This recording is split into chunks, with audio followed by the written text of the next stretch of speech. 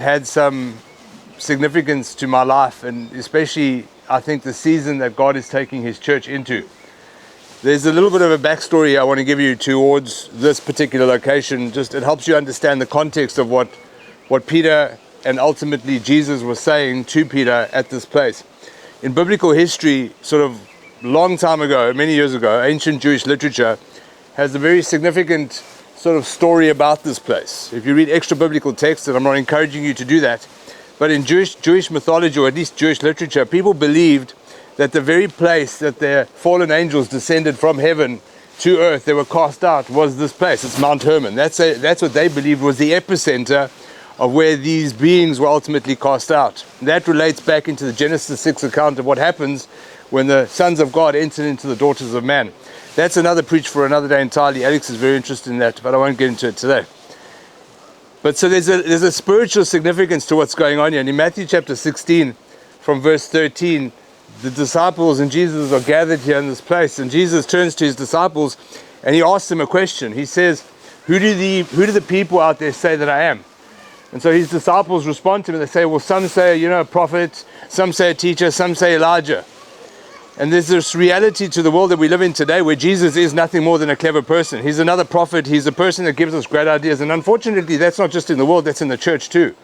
We operate like that ourselves sometimes. Sometimes we just see Jesus as a sage, somebody that can give us good advice. But Jesus turns around and he says to Peter, but Peter, who do you say I am?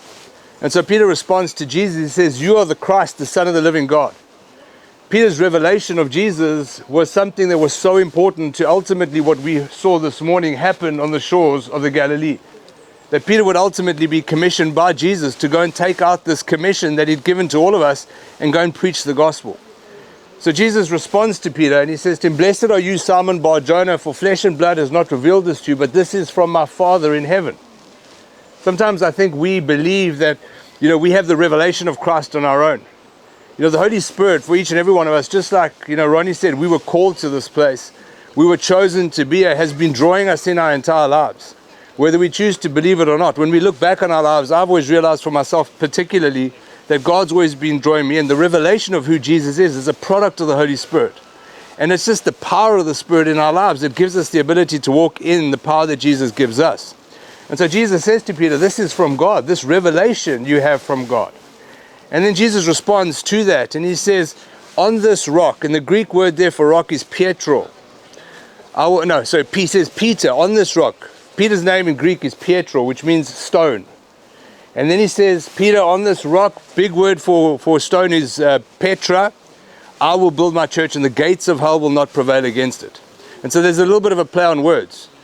Some people believe that what Jesus was ultimately saying is that the papacy or the beginning of this sort of what we know today as the Catholic Church was going to be the rock on which the church was built. But this little stone, Peter, the same man who would deny Christ 3 times, his revelation of Jesus becomes the rock on which our salvation is founded. And the gates of hell will not prevail against it. And something for me that's significant for us in the season and in the time that we're living in today is if you think about the gates of any fortified city, the gates of any city that you would attack, they are defensive structures. Gates are not attacking structures. And so if the gates of hell will not prevail against the revelation of who Jesus Christ is, tells us that we as the church are an advancing church and not a retreating church. It tells us that our actions in this world today should be front-footed. We should never be on the defeat, but we act all the time as believers as if we're on the back foot.